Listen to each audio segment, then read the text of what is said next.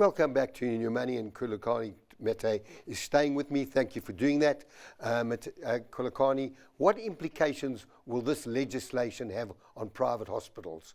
Will they continue to operate as before, or are there changes expected in their functioning and role within the healthcare system when you consider that these private hospitals are owned by public companies, owned by the public? So from what we understand, is that the NHI fund, once it is established, up and running, it's going to become a single purchaser of health services. So it will purchase from the public sector as well as the private sector. So at least we know that when the fund is up and running, it will have the possibility of it purchasing services from private hospitals for the utilization of the broader public. As to how that affects the operations of private hospitals, I'm not qualified to comment on that. What I will say is that obviously we would need to make sure that there's really a great deal of administrative efficiency from this single purchaser model, because you can understand the likely backlogs that are likely to happen. I mean, government is really not great at paying those who supply goods and services to it on time. This is a long-standing issue of many SMEs having to close down because they are owed by government. We wouldn't want that sort of inefficiency to result in private providers, whether they are hospitals or clinics or general practitioners, being forced to cease operations just because of the inefficiencies. So that's likely to happen unless we really build some, high levels of efficiency into this new system. Khulekani, I did mention something to you maybe we missed. Globally, in other countries of the world where NHI exists, are members entitled who are all belong to NHI also entitled to have private healthcare? And does that private healthcare exclude what NHI would provide elsewhere in the world? Would you know the answer to that question? I wouldn't. I haven't studied what other jurisdictions do, but those who have, and I've had commentary that says we seem to be fairly unique in how we are approaching this, where in some instances, private and public tend to coexist on the funding side as well, not just on the provision side, but we're limiting that quite drastically in the Act in its current form. And so I've had that commentary, but I am not an expert to kind of confirm that. Khulekani, I mentioned the two examples that are phone calls I've had this morning already from individuals questioning. So what are some of the key challenges anticipated during the transition to the national health insurance system? And how does the government plan to address them? Because everyone now just believes NHI is in and we have the right to go to any private hospital and expect services. I think that the communication to the public has really not been good to get people to understand that the signing of the bill doesn't mean that it becomes operational immediately and that the goals that it set out to achieve will be achieved from day one.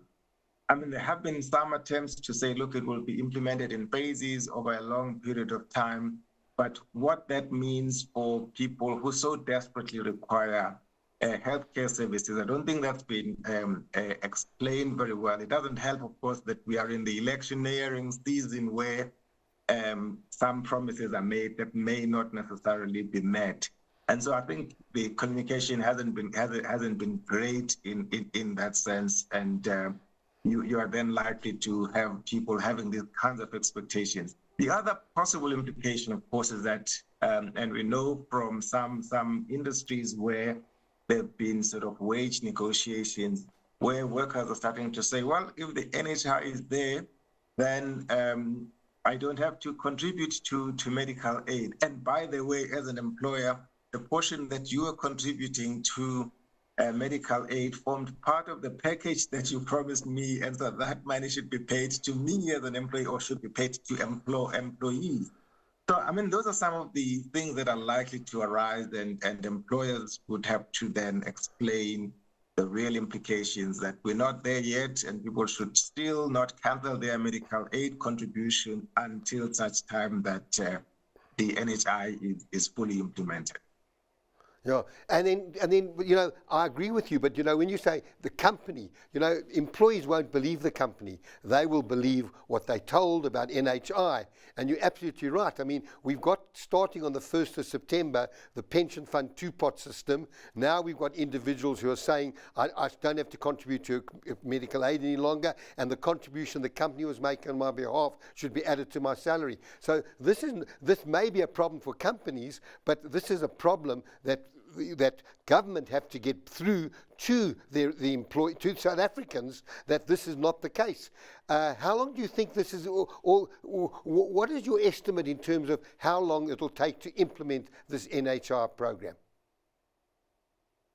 Look, if you just work off the base that we don't have, one, the funding plan and the source that would fund the full implementation of the NHI. If you just work off that base, then it is not unreasonable to expect that it will take decades for the full implementation of the NHI. Now, is it 1 decade, 2 decades, or 3? I don't know, but it certainly is not a mere couple of years and then you have a fully functional, fully operational, and fully implemented NHI. Well, let me give a message to the medical aid companies. I think you need to help employers to get the message through to their employees about the medical aid, the contribution, NHI. I think if you're going to leave it to each company to do, it's going to be an impossible task. Every company will have to set their own rules and explanations, and I don't think that should be done. I think government or the medical aids should prepare urgently a message to employees about the fact that there's no point coming out of your medical aid scheme now and thinking that you're going to get an extra salary and that you can go to NHI. I mean, Kulani, would you agree with that? I'd fully agree with that, and I think you have probably received at least a message from your medical aid, an initial message saying that don't cancel, this is a long way away, etc., etc. And I think those medical schemes that have done that did so because they understand that they have a responsibility to those people who are their members to really give them information. And I think they would have to do a lot more than that and kind of fully explain how things would work going forward. So I fully agree with you that medical aid and medical schemes would have to communicate a lot more. Kulakani, anything else you'd like to add? I know I've taken you over time, and I appreciate you spending that additional time. You originally only gave me 15 minutes, but any other comments you'd like to make for our viewers before leaving our program? I would just like to kind of restate the business position, which is that we fully support universal health coverage as a goal. We should build an NHI that takes us towards that goal, and that the current defects or shortcomings in the act that was signed by the president does need to be fixed so that we can go there. If we don't, then we obviously will find ourselves with facing some difficulties going forward.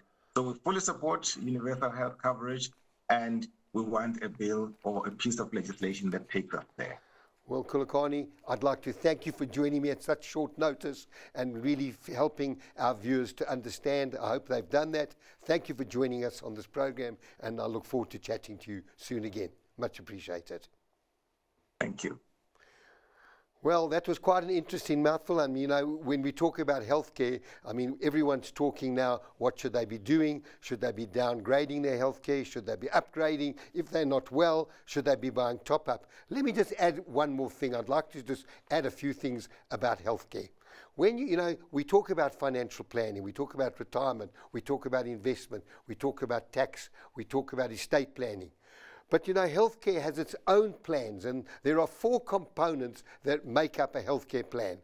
The first is your medical aid, and that medical aid is going to cover you in hospital. Now, many of the doctors working in the hospital don't charge what they call tariff. They may be charging 400, 500, 600% of what medical aid is prepared to pay. And that's where gap cover comes into being. Gap cover is not for out-of-hospital benefits, it's for in-hospital. They do cover some out-of-hospital benefits, but in the main, it's to take up the slack between what the doctor's going to be charging and what the medical aid pays. That's where your gap cover. But when you come out of hospital, there are two other components. If you've had a major illness, a dreaded disease, then there may be a change in life. You may have to do certain things that you didn't do before, and that's where dreaded disease comes in. You may want to go overseas and get treatment. That's where a capital payment is made, and that's why attached to your life insurance, you would have what we call dreaded disease. Some companies call it critical illness. And lastly is, if you're not able to work, is where disability comes in. Now, disability comes in two forms. There's income replacement and there's permanent and total disability. So you need to understand what disability do you have, because if I talk to the public at large, they say they've got retirement, they never know exactly what that means, how much it's worth. They've got disability, they're not sure what type. But if you're a professional and you're working, and if you now can't do work, how will you replace your income? And from all my discussions with my guests on the program, everyone says that so many people are underinsured. You spend a lifetime working, your career, you're studying, and all of a sudden you can't work because of a disability. That's what I call income replacement. Permanent disability is when you're virtually a vegetable. So I hope that just helps clarify what we call healthcare financial planning. It's important to note that our program is to provide information and should not be construed as advice. Next week's we'll be focusing on investments, and if you need to get hold of me, my details will appear on the screen. I'd like to thank you for watching, and good night.